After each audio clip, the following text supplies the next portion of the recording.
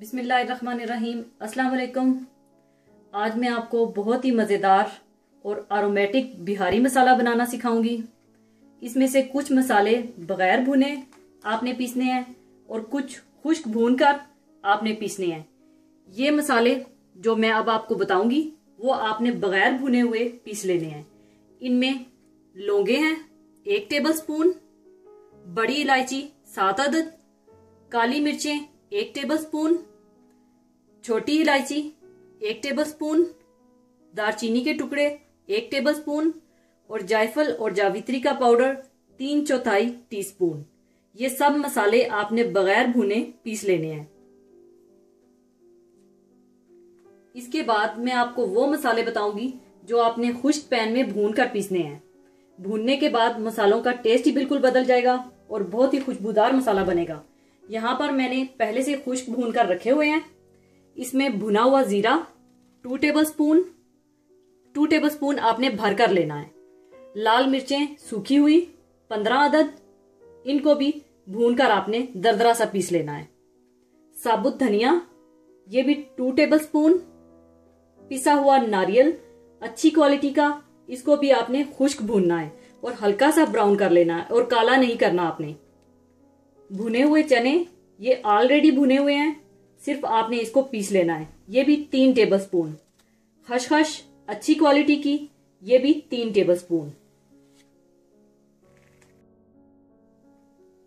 एक दफा फिर मैं आपको बता दूं, ये सारे मसाले आपने बगैर भुने हुए पीस लेने हैं और ये सारे मसाले आपने खुश्क तवे पर भूनकर इनको आपने पीस लेना है।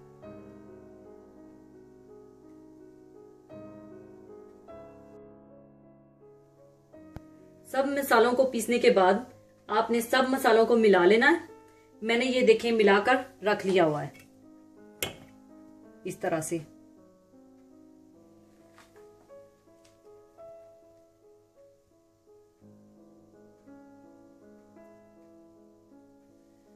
फिर बिहारी मसाले को आपने किसी एयर टाइट जार में बंद करके रख लेना है ताकि इसकी खुशबू इसी के अंदर बरकरार रहे।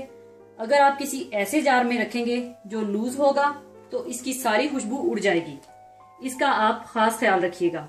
और अगर आप बिहारी कबाब या बिहारी बोटी या बिहारी कीमा 1 किलो के हिसाब से बना रहे हैं तो आप 1 किलो में इस मसाले के 3 टेबलस्पून डालेंगे। ये मसाला बहुत ही एरोमेटिक किस्म का बनेगा। इस मसाले को आप चाहे बिहारी मटन, बीफ, चिकन जिसमें चाहे डाल सकते हैं। अगर आप इस मसाले को ज्यादा बनाना चाहते हैं तो इन सब चीजों को डबल कर दीजिएगा। अक्सर हम लोग बाजार का बिहारी मसाला इस्तेमाल कर लेते हैं टाइम की बचत के लिए, लेकिन उसमें वो बात नहीं होगी जो इस मसाले में है। इसलिए ये बहुत ही स्पेशल एरोमेटिक मसाला है। जरूर बनाकर रखिएगा क्योंकि इस मसाले के साथ आप बिहारी कबाब, बिहारी बोटी, बिहारी कीमा वगैरह बना सकते हैं। जरूर बनाकर रखिएगा और दुआओं में याद रखिएगा।